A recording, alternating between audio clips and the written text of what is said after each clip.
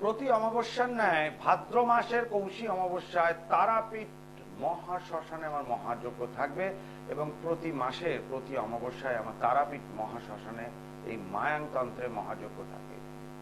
আর প্রতি পূর্ণিমায় নিজ গৃহ শ্যামবাজারে হোমযজ্ঞ থাকে।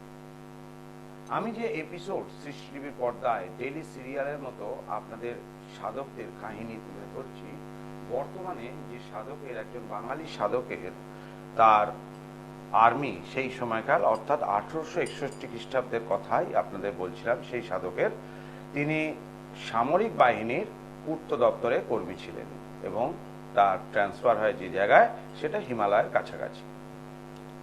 এইবার সেই লোকমুখে শোনার পর কি হলো, যেটা আগের দিন এপিসোডে বললাম যে 15 মাইল পথ হেঁটে তিনি কি দেখলেন পৌঁছে। তো সেই 15 মাইল পথ হেঁটে সেই বাঙালি যুবক একাই পৌঁছল সেই দ্রোণগিরি পর্বতে। এই 15 মাইল হাঁটতে হাঁটতে সে তার দৃশ্য যেগুলো দেখে, সেগুলো তার চোখে দেখা জীবনের এমন এক অলৌকিক দৃশ্য, সেগুলো আগে কোনোদিন দেখেনি।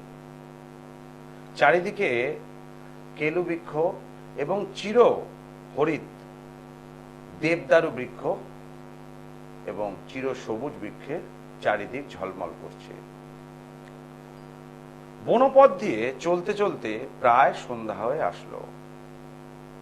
দূরে তুষারমণ্ডিত পর্বতশৃঙ্গের তরঙ্গমালায় ছড়িয়ে পড়ে তার বর্ণচ্ছটা। সে দৃশ্য চোখে না দেখলে তার বর্ণনা আসে না।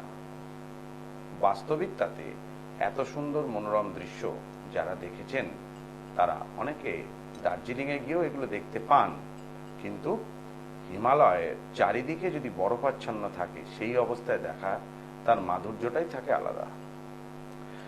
দেবাদিদেবের ধূর্যটির তাম্র জটা জালে যেন দিগন্ত ঢেকে গিয়েছে, অর্থাৎ মহাদেবের যে জটা, সেই জটা রঙেই চারিদিকে দিগন্ত ঢেকে গিয়েছে, এমনই বর্ণনা সেই ব্যক্তির, সেই বাঙালি সাধকের। আত্মবিশ্বাসী তরুণ মহামহিমার সাথে দৃশ্যের এই প্রচন্ড পরিমাণ সুন্দর দৃশ্যের দিকে চেয়ে থাকলেন। এমন সময় ঘটে গেল এক বিস্ময়কর ঘটনা। এই দ্রোণগিরির গুহার ভিতর থেকে ধ্বনিত হতে লাগলো, শ্যামাচরণ, শ্যামাচরণ লাহিড়ী। যেটা আপনাদের সামনে গোপন রেখেছিলাম আজকে তৃতীয় পর্ব, সেই বাঙালি সাধকের নাম আমি বলেছিলাম ক্রমশ প্রকাশ্য, অর্থাৎ সেই সাধক অর্থাৎ লাহিড়ী বাবু। এই আওয়াজ, তার নামটা শোনার পর তিনি কিছুটা বিস্মিত হলেন যে এখানে তো আমাকে কেউই চেনে না, আমি যে রানী খেতে এসছি সেখানেও আমি নতুন, তাহলে আমার এই নামটা আগে থেকে কি করে জানলো? অবশ্যই কুলিদের এবং পিয়নদের মুখে এবং স্থানীয় লোকেদের মুখে দ্রোণগিরির যে মহান সাধকরা, সাধুরা যেখানে তপস্যা করতেন, সেই তপস্যার ব্যাপারটা উনি আগে জানতেন এবং তাদেরকে দেখাও ছিল, ভাগ্যবানদের জোটে তাদেরকে দেখা। তিনি ধ্বনিত হলো শ্যামাচরণ লাহিড়ী। তিনি সত্যিকারে বিস্ময় হলো, তারপর বুঝতে পারলেন সাধুর যোগ সাধনা কতখানি শক্তিশালী হয়। একে এই জনভানবীন পর্বতে কিভাবে হলো, এটাই ছিল তার কণ্ঠস্বর অনুসরণ করে, অর্থাৎ শ্যামাচরণ লাহিড়ী সেই কণ্ঠস্বর, যে কণ্ঠস্বরে বেজে উঠল ধ্বনি শ্যামাচরণ, এই ধ্বনি শুনে সে গুহার দিকে এগোলেন শ্যামাচরণ লাহিড়ী। কে এই ব্যক্তি যিনি শ্যামাচরণ লাহিড়ীকে এইভাবে ডাকলেন? কিভাবেই তার সাথে পরিচয়? তাহলে কি শ্যামাচরণ লাহিড়ীর, যাকে আমরা বলি যে পূর্বজন্মের কথা, তাহলে কি তিনি এখানে জানতে পারবেন তিনি পূর্বজন্মে কি ছিলেন? অবশ্যই আসবো আগামী দিনের এপিসোডে শ্যামাচরণ লাহিড়ী সম্বন্ধে এবং তার যে এই ঘটনা, পূর্ব পূর্ব জন্মে তিনি কি ছিলেন সেইটা সম্বন্ধে বিস্তারিত আলোচনায় আসবো। জয় মা তারা। জয় মা তারা, কে বলছেন, কোথা থেকে বলছেন বলুন? হালি শহর থেকে। আচ্ছা, বলুন নিজের সম্বন্ধে জানবেন? মেয়ের নাম কি? প্রিয়াঙ্কা চক্রবর্তী। আচ্ছা, চ্যাটার্জি। আপনার নাম মা? আপনার নাম বলুন। আমার নাম বাসুরি চ্যাটার্জি। আচ্ছা, জন্ম তারিখ বলুন প্রিয়াঙ্কার। 11/12/2002। 11/12/2002। টাইমটা বলো মা। জন্ম সময় 12:36। দুপুর? হ্যাঁ, দুপুর 12:36। দুপুর 12:36। জন্মস্থান কোথায়? কলকাতা। কলকাতা। হ্যাঁ। এখন বর্তমানে আপনি হালি শহর থেকে বলছেন, তাই তো? হ্যাঁ। বুধবার জন্মবার? বুধবার। হ্যাঁ। আচ্ছা, কি প্রশ্ন আছে মেয়ের বলুন? মেয়ের কেরিয়ারটা একটু চাকরি বাকরি। কেরিয়ার আর চাকরি বাকরি, বেশ। তাহলে কেরিয়ার মানেই তো চাকরি। চাকরি আর বিয়ে শাদী। কোনটা আগে? যে কোনো তো একটা চুজ করতে হবে আপনাকে, সব তো একসাথে খাওয়া যায় না। কেরিয়ারটাই বলুন। কেরিয়ারটা। আমার অনুষ্ঠান আপনি দেখেন না? আজকে প্রথম দিন দেখলেন? না না, দেখি, আমি তাই দেখি। আচ্ছা, আমি তো অন্যদের মতো টোটকা দিই না, আমি সাধকদের সম্বন্ধে সৃষ্টি টিভিতে প্রোগ্রাম করি। কিরকম লাগে এটা? ভালো লাগে, আপনার প্রোগ্রাম ভালো লাগে, ভালো লাগে। তাহলে নতুন নতুন সম্বন্ধে জানতে পারেন, নতুন সাধকদের সম্বন্ধে, তাই তো? হ্যাঁ হ্যাঁ। বর্তমানে যেটা দেখতে পাচ্ছি, মেয়ের কিন্তু বিয়ের দশা চলছে মা। বিয়ে চাইলেই হতে পারে, কোনো সমস্যা নেই। এই দশা 2027 অব্দি ফার্স্ট ক্লাস থাকবে। চেষ্টা করুন বিয়ের জন্য। হ্যাঁ, বিয়ে কেমন হবে? খুব ভালো। এখন 2027-এর মধ্যে বিয়ে করলে খুব ভালো। তারপরে কি হবে তারপরেরটা দেখিনি, কারণ বিবাহের যোগ চলছে এখন। এইবার আসছি কেরিয়ারের ব্যাপারে। মীন লগ্ন, কুম্ভ রাশি, তাই তো? পূর্ব ভাদ্রপদ নক্ষত্র, জানেন এটা? হ্যাঁ হ্যাঁ। দশম ভাবে রবি কেতু একত্রিত ভাবে অবস্থান করছে এবং কুম্ভ লগ্ন, কুম্ভ রাশি হওয়ার জন্য মেয়ে একটু চাপা স্বভাবের, তাই তো? কথা খুব একটা বলে না। মেয়ে কি ইঞ্জিনিয়ারিং করেছে? হ্যাঁ হ্যাঁ, ইঞ্জিনিয়ারিং করছে। করছে কি করে বললাম মা? আপনি তো বললেন না এই কথাটা, এটা আমি বললাম তো হরোস্কোপ দেখে। হ্যাঁ হ্যাঁ।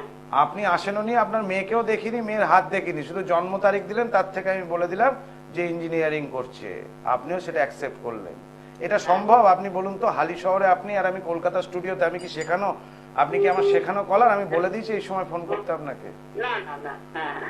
তাহলে একজন ভালো জ্যোতিষের যদি সাধনা থাকে, তন্ত্র সাধনা, তাহলে বলা সম্ভব, তাই তো? সবাই পারবে না। এখন কেরিয়ার নিয়ে আপনার প্রশ্ন। এখন কিন্তু বর্তমানেও শনি 7.5 চলছে। শনি 7.5 থাকাতে সমস্ত কাজে একটা বাধা সৃষ্টি হবে। সে বিবাহ হোক বা চাকরি হোক বা কোনো জায়গায় হোক, একটু বাধা সৃষ্টি করবে। এবং 7.5 এই ফেজটা চলছে, ওর মেন ফেজ চলছে, অর্থাৎ মিডিল ফেজ যাকে বলা যায়, অর্থাৎ মেন যে পর্বটা, যেটা আসল পর্ব বলে, সেই 7.5 সেই পর্ব দিয়ে অতিক্রান্ত হচ্ছে। বর্তমান কিছু সময়ের জন্য হয়তো আপনার মেয়ের 15 দিন যাবত খুব ভালো যাচ্ছে, আরো 15 দিন বা 1 মাস যাবত ভালো যাবে। একটু ভালো যাচ্ছে তো মেয়ের আগের থেকে? একটুখানি ভালো যাচ্ছে। এই ভালোটা 2-3 মাসের জন্য থাকবে না, আবার যে সে একটু সমস্যা তৈরি হবে। ভাগ্যস্থানে অশুভ গ্রহ থাকলে ভাগ্যের একটা বিপর্যয় ঘটে। এর ভাগ্যস্থানে রবি এবং কেতু একত্রিত ভাবে অবস্থান করছে, দশম ভাবে বুধ অবস্থান করছে, এটা ভালো লক্ষণ, কিন্তু সেই ঘরটা অনুযায়ী ঠিক নেই। এবং অষ্টম ভাবে মঙ্গল শুক্র একত্রিত আছে, সুতরাং এই জায়গাটা একটুখানি গাইনোকোলজির প্রবলেম আসতে পারে মেয়ের। ঠিক আছে? একটু ওভারওয়েট হয়ে যাওয়ার সম্ভাবনা। মেয়েকে একটু মোটা হয়ে গেছে না একটু বেশি রোগা? কোনটা? মোটা হয়ে যাচ্ছে। তো এখন মা কেরিয়ারের জায়গাটা খুব খারাপ নয়, মধ্যম প্রকার ফল আসবে। লাইন চুজ করা ঠিকই আছে, ভুল কিছু লাইন চুজ করেনি। তবে বর্তমান সময়টা, হ্যাঁ আরেকবার বলুন। মানে চাকরি কবে হবে এটা জানতে চাইছেন তো? এই মুহূর্তে মা বিবাহের যোগ চলছে, সুতরাং চাকরির কথাটা এই মুহূর্তে বলা যাচ্ছে না। কারণ চাকরি হওয়ার সম্ভাবনা খুব যে ওর মনের স্যাটিসফাই অনুযায়ী যে চাকরি পাবে সেটা নয়। হয়তো কাজ পেলো, সেটা ওর মনের দিক থেকেও সন্তুষ্ট হবে না। বসে আছে তাই কাজ করলে এরকম অবস্থা যাবে। এমনি হরোস্কোপ ভালো, কিন্তু সময়টা খুব খারাপ মা। হরোস্কোপটা ভালো, কিন্তু এখন যে বর্তমান সময় খুবই খারাপ যাচ্ছে। শুধু বিবাহ যোগ ছাড়া আর কিছুটাই ভালো যাচ্ছে না এই মুহূর্তে। কেমন? এইটার জন্য আপনি ভালো একজন ভালো জ্যোতিষস্থান থেকে একটু দেখিনে, একটু বাধাটা কাটান, আশা করি ভালো হবে। দশা অন্তর্দশা বিবাহ ছাড়া অন্য ব্যাপারে সাপোর্ট করবে না আর। এই জায়গাটাই সমস্যা। এবং মাঙ্গলিক দোষ থাকাতে বিয়েতেও প্রবলেম হবে। কিন্তু হরোস্কোপ ভালো, মেয়ের কেরিয়ার ভালো আছে, ভাগ্যস্থানটা ড্যামেজ আছে। হাজারটা পরিশ্রম করার পর কিন্তু জায়গা তৈরি করতে হবে ওকে। এই জায়গাটা একটু প্রতিকারের দরকার আছে মা, কেমন? জয় মাতা। ঠিক।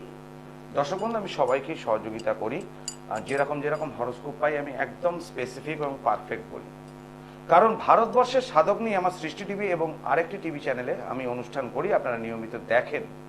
এবং সাধকদের যাদের যে গুণাবলী তার 50% অর্থাৎ 50% গুণ আমার মধ্যে থাকতে হবে, নাহলে ভারতের সাধকদের উপন্যাস নিয়ে আপনাদের যে টিভির যে অনুষ্ঠানে যে বলছি ভারতের সাধকদের উপন্যাস থেকে নেওয়া এই কাহিনী আপনাদের সামনে তুলে ধরছি।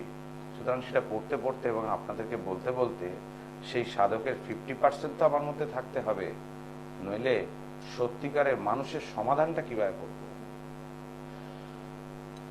সরি, জ্যোতিষটা আমার পেশা, আমি ফিজ নিয়ে দেখি, বিনা পয়সায় কাউকে দেখি না, কিন্তু তন্ত্রটা আমার কাছে সাধনা, যার জন্য মানুষকে আগে উপকার দিই, তারপর মূল্য নিই। আপনি সন্তুষ্ট হয়ে মূল্যটা দেবেন আমাকে। অনেকে এই নিয়ে আমাকে বিদ্রুপ করে যে টিভিতে বসে এমন কেউ আছে নিজে গ্যাটের টাকা দিয়ে কাজ করবে, অবশ্যই, এবং মানুষ উপকার পান। আমি যেটা টিভিতে বলি সেটাই চেম্বারে করি। যারা যারা এসছেন প্রত্যেকে জানেন, একজনও এর থেকে ব্যর্থ হননি বা আমার হাত থেকে খালি হাতে ফিরে গেছে একজন ব্যক্তি প্রমাণ করতে পারবেন না। একে বলে এই বাক সিদ্ধতা। এই সাধনা করতে করতে বাক সিদ্ধ হওয়া যায়। স্বয়ং দেবী সরস্বতী আপনার জিহ্বায় প্রবেশ করবে। বিশেষ যোগ, বিশেষ ক্রিয়া, সেই আহ্বান করতে হবে তাকে, সেই দেবীকে। তাহলে যেটা মুখ দিয়ে বলবো সেটা ঘটার না থাকলেও ঘটবে। আর এই হাত দিয়ে যে কাজ হবে সেই হাত যশ থাকতে হবে, তবেই গিয়ে এই কার্য সম্পন্ন হবে। তবে বাক সিদ্ধ হলে 8 আনা আর হাত যশে 8 আনা, এই মিলিয়ে 16 আনা কাজ হয়। সরি, এই তারাপীঠ মহাশ্মশানে যে যজ্ঞ হয় এবং আমার গৃহতে যে যজ্ঞ হয় এই 16 আনা কাজের যজ্ঞ। কারণ বাক সিদ্ধ এবং হাত যশ থাকতে হবে। মন্ত্র উচ্চারণে বাক সিদ্ধতা এবং দ্রব্যগুণ, কার সাথে কোন দ্রব্য মিশিয়ে কি কাজ করলে 20 যোগ কাটে, কার সাথে কি দ্রব্য মিশিয়ে খণ্ডন করলে গুরুচণ্ডাল দোষ কাটে, কোন সাথে সাথে কি দ্রব্য মিশিয়ে যজ্ঞ করলে মাঙ্গলিক দোষ কাটে, আবার কি বলি দিলেও মাঙ্গলিক দোষ কাটে। এগুলো যদি ভুল ভ্রান্তি হয়ে যায় তাহলে হাত যশও ফল হয় না। সুতরাং এই জায়গাটা আমার স্পেসিফিক পারফেক্ট থাকে, তার সঙ্গে থাকে আমার জ্যোতিষ গণনা, যার জন্য ড্যামেজটা কোন জায়গায় হয়েছে আমি এক চান্সে ধরতে পারি। অবশ্যই আচার্য পলাশের মেটাল ট্যাবলেটের গুণাগুণ আছে, যার জন্য সব তন্ত্র বারবার, মায়াংতন্ত্র একবার, পড়তে গ্রহের প্রতিকার, আচার্য পলাশের মেটাল ট্যাবলেটে জুড়ি মেলা ভার, এক চান্সেই প্রতিকার। জয় মাতারা। জয় মাতারা। বলুন, কে বলছেন, কোথা থেকে বলছেন? আমি বিরাটি থেকে বলছি। বিরাটি থেকে? জানতাম। আচ্ছা, আপনার নাম কি বলুন? আমার নাম চিন্তামণি। আচ্ছা, আর মেয়ের নাম? স্নেহা। স্নেহা কি?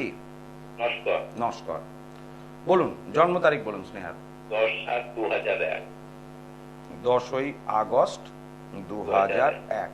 10/7 জুলাই? জুলাই। টাইমটা বলবেন। 6:30 সকাল। সকাল 6:30। জন্মস্থান কি কলকাতা? কলকাতা।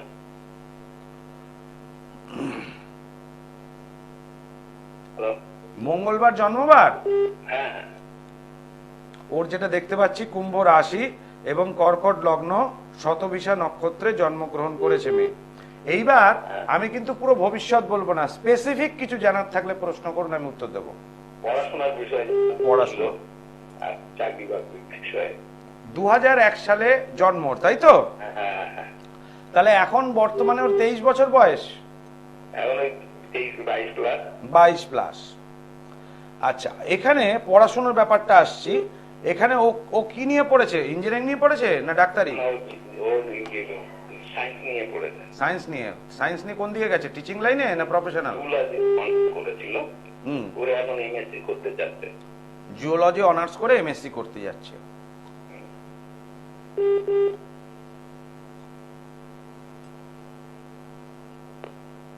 মানে বিএসসি তে জিওলজি অনার্স ছিল ওর?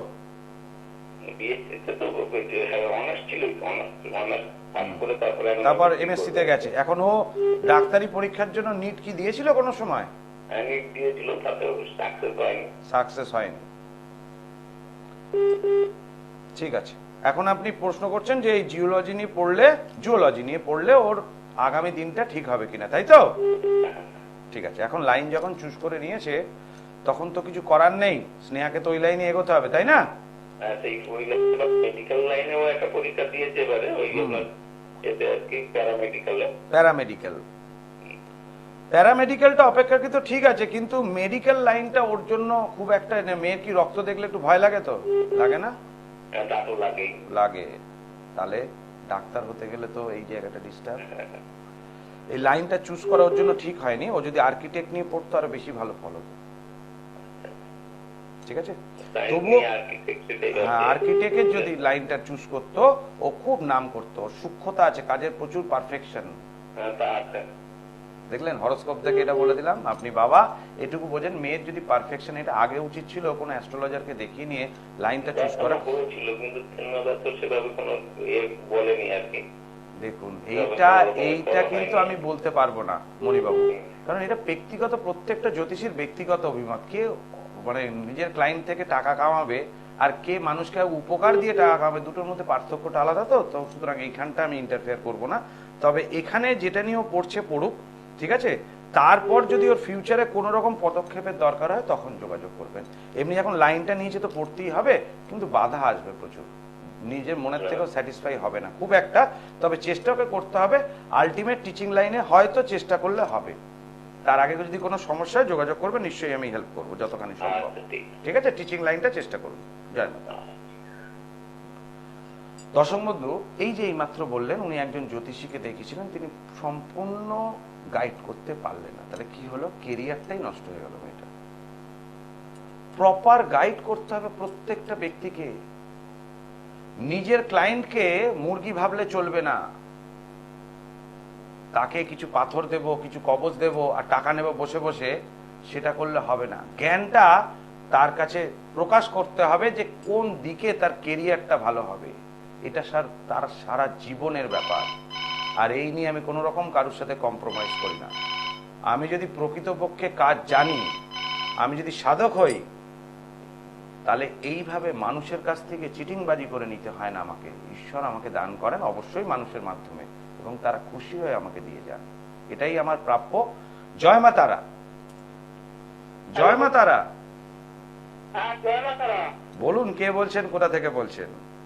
আমি রাজেশ দাস বলছি, আমি সাঁতরাগাছি থেকে বলছি। আমি আমার নিজের সম্পর্কে একটু জানতে চাই। আচ্ছা, হাওড়া সাঁতরাগাছি থেকে বলছেন, নামটা আরেকবার বলতে হবে। আমার নাম রাজেশ দাস। রাজেশ দাস, আচ্ছা রাজেশ, ঠিক আছে। বলো তোমার জন্ম তারিখ বলো শুনি। আমার জন্ম তারিখ 14/11/1998। 14/11/1998? 14/11? 14/11 নভেম্বর 1998, 1998। টাইমটা বলো। তারিখটা 14 তারিখ। আরে তারিখটা তো বললে, টাইম জন্ম সময়। সময়টা দুপুর 12টা। একদম 12টা? হ্যাঁ, 12টা। জন্মস্থান কোথায়, হাওড়া না কলকাতা? হাওড়া। 1998 সালে জন্ম হলে 26 বছর বয়স, তাই তো? 25+? হ্যাঁ, 25+। প্রশ্ন কি নিয়ে? প্রশ্ন আমার নিজের সম্পর্কে একটু জানতে চাই, একটু কাজের সম্বন্ধে জানতে চাই, আর একটু বিয়ের ব্যাপারে জানতে চাই। আচ্ছা, যে কোনো একটা কাজের সম্বন্ধে কি জানতে চাও? কাজের সম্বন্ধে একটু জানতে চাই, যে একটু ভালো কাজ যদি মানে পাই এখন, সেই জন্য একটু জানতে চাই। তুমি এখন ভালো কাজ করছো না? না, এখন একটু কাজের একটু প্রবলেম হচ্ছে আর কি। কি কাজ করছো বর্তমানে, নাকি বেকার বসে আছো? সত্যি কথা বলবে। এখন বর্তমানে বেকার। শনিবার জন্মবার? হ্যাঁ, শনিবার জন্মবার তোমার। এখানে যেটা দেখতে পাচ্ছি, তোমার মকর লগ্ন এবং কন্যা রাশি, উত্তর ফাল্গুনী নক্ষত্রে জন্ম। এটা তুমি জানো? না, জানতাম না। জানো না, ভেরি গুড। এইবার বর্তমান যে সিচুয়েশন অনুযায়ী তুমি যেগুলো নিয়ে পড়াশোনা করেছো সেগুলোতে সফলতা আসছে না। এবার আরে আমার কাছে কি সবাই আজকে ইঞ্জিনিয়ার? তুমি কি নিয়ে পড়েছো বাবা? না, আমি সেই রকম তো খুব একটা পড়িনি। পড়াশোনার জায়গাটা তো এখানে দেখো, কেন আমি বলে দিচ্ছি। চতুর্থপতি মঙ্গল, সে তোমার লগ্ন সাপেক্ষে অষ্টম ভাবে রাহু যুক্ত অবস্থায় বসে রয়েছে, এবং পঞ্চমপতি শুক্র সে অবস্থান করছে একাদশ ভাবে বুধ যুক্ত অবস্থায়, যেখানে বুধ নিষ্ফলা এবং শুক্র জলরাশিতে খুব একটা ভালো ফল দেয় না। তোমার তো হুটপাট করে মাথা গরম হয়ে যায় না? হ্যাঁ, তা একটু হয়। একটু বাবা, আবার ঠান্ডাও হয়ে যাও, তাই তো? রেগে গেলে তো মেরেই দাও লোককে ধুমধাম ঘুষি, তাই না? হ্যাঁ কি না বলবে তো? একবার একটুখানি কথাটা কেটে গেল। হ্যাঁ, আমি বলছি রেগে গেলে তো ধুমধাম ঘুষিও মেরে দাও লোককে। না, সেরকম রাগ হয় না রাজেশের, তাই তো? মাথা গরম হয়ে যায়, এটা বললেন, এটা ঠিক কথা। ঠিক কথা। এখন বাবা এই জায়গাটা না, তোমার একটা সমস্যার, মায়ের সাথে কি ঝগড়াঝাটি লাগে? লাগে বলতে একটু কম, মানে খুব কম আর কি, মানে সেই রকম খুব একটা না, একটু খুব কম, মানে ঠিকঠাক কাজ না হলে মানে যেগুলো আর হয়ে যায় আর কি। এখানে মেনলি আমি যেটা বুঝতে পারছি, তোমার বাড়ির বাস্তুতে একটা সমস্যা আছে। তুমি জন্মকালীন ওই বাড়িতেই ছিলে তো? নার্সিংহোম হলো জন্মকালীন ওই বাড়ি থেকেই তো, ছোটবেলা থেকে ওই বাড়িতেই তো আছো? অ্যাকচুয়ালি আমি যেখানে এখন আছি, আমার জন্ম হয়েছে মানে একই জায়গার মধ্যে, একই পাড়ার মধ্যে মামার বাড়ি, তো মামার বাড়িতে আমার জন্ম অ্যাকচুয়ালি। ঠিক আছে, সে যেখানেই হোক। যে বাড়িটা আছি সেই বাড়িটায় আমি ছোটবেলা থেকে থাকছি আর কি। হ্যাঁ, তা ওখানেই হচ্ছে এটা বাস্তুদোষ আছে। এটা তোমার হরস্কোপ অনুযায়ী বর্তমানে রয়েছে। দশম ভাবে রবি থাকাতে, সেই রবি নিচস্থ হয়ে যাওয়াতে কর্ম নিয়ে চিরকাল একটা সংশয় থাকবে। যেরকম অনুযায়ী তুমি কাজ চাইছো সেই রকম অনুযায়ী কিন্তু স্যাটিসফ্যাকশনের জায়গাটা একটু কম আছে। তবুও কিন্তু তোমার কাজের জায়গাটা, অর্থ উপার্জনের ব্যাপারটা খুব একটা কম নেই। তুমি কি টিউশনি করাও? না না না না। তাহলে এক কাজ করো, ছাত্র পড়ানোর কাজটা শুরু করো, তাতে অপেক্ষাকৃত ভালো হবে। কেমন? জয় মাতারা। দর্শক বন্ধু, আমি প্রত্যেককে সহযোগিতা করি, যার যেরকম প্রয়োজন। আমি সংক্ষিপ্ত সময় যেটুকু বলবো সেটুকু পারফেক্ট বলবো, ভুল বলবো না। যদি সময় না থাকে ক্যালকুলেশনের, তাহলে সেটাকে অ্যাটেন্ড বা ডিল করবো না। কাউকে মিসগাইড করে ছড়িয়ে দেবো না। অবশ্যই টিভিতে যাদের সাথে কথা বলি তাদের ওপর কোনো দায়িত্ব আমার বর্তাচ্ছে না। যারা চেম্বারে আসেন অবশ্যই তাদের ওপর দায়িত্ব বর্তায়, কিন্তু টিভির অনুষ্ঠানরাও অনেক শ্রদ্ধা সহকারে, অনেক ভক্তি সহকারে আমাকে ফোন করেন এবং বিশেষভাবে জানার জন্য, তাই যতখানি পারি হেল্প করি। প্রতি অমাবস্যার ন্যায় এই অমাবস্যাতেও তারাপীঠ মহাশ্মশানে আমার মহাযজ্ঞ থাকবে। আর এই শ্রাবণী অমাবস্যার যে ক্রিয়াগুলো হয়, আপনারা দেখতে পাচ্ছেন তারাপীঠ মহাশ্মশানে যে যজ্ঞ হয়, এই বিবাহের বাধা কাটানো বা যে কোনো রকম বাধা কাটানো, যেমন শনির 7.5, শনির 7.5কে খণ্ডন করতে গেলে এই যোগটা খুব প্রয়োজন। এই শ্রাবণ মাসের অমাবস্যা, বাস্তুদোষ খণ্ডন, শ্রাবণ মাসের অমাবস্যা খুব ভালো। গ্রহদোষ খণ্ডন, কারণ দেবাদিদেব জন্ম মাস, দেবাদিদেব মহাদেবের। এই মাসে যে কোনো রকম গ্রহদোষ, বাস্তুদোষ খণ্ডনের জন্য প্রশস্ত। লটারি প্রাপ্তি, অর্থ প্রাপ্তি, বিবাহ এবং সন্তান, এদের মঙ্গলের কাজ এই এর জন্য ভালো এই শ্রাবণ মাস। তার মধ্যে বশীকরণ, স্পেশালি স্বামী স্ত্রী, এর জন্য খুবই শুভকর। আর শত্রু দমন, এছাড়াও যে কোনো রকম সমস্যা হোক না কেন, সেই কাজের জন্য তারাপীঠ মহাশ্মশানে কৌশী অমাবস্যা। এই কৌশী অমাবস্যায় এমন কোনো কাজ নেই যা না হয় না। আর আমি করতে পারিনি কৌশী অমাবস্যায় এরকম কোনো কাজ নেই, যার জন্য আমার কাজের এতখানি চাপ থাকে কৌশী অমাবস্যায় যে আমাকে 2 দিন ব্যাপী যজ্ঞ করতে হয়। একদিন অশুভ ক্রিয়া, একদিন শুভ ক্রিয়া, এবং 100% প্রত্যেকটা ব্যক্তি এক চান্সে সমস্যার সমাধান মুক্ত। আর ধারণ ছাড়া প্রতিকার, অবশ্যই এই যজ্ঞে আহুতি দ্বারা ধারণ ছাড়া প্রতিকারে 100% সফলতা পাওয়া যায়। আজকের মতো এখানেই বিদায় নিচ্ছি। আবার আগামী দিনে আসবো শ্যামাচরণ লাহিড়ীর গুহার ভেতর কি ঘটলো আর তার পূর্বজন্মের কি ঘটনা ঘটেছে সেইগুলো সম্বন্ধে আসবো। আজকের মতো এখানে বিদায় নিচ্ছি। ওম সর্বমঙ্গল মঙ্গলে শিবে সর্বার্থ সাধিকে শরণ্যে ত্রম্বকে গৌরী নারায়ণী নমস্তুতে। দূর আর দূরে নেই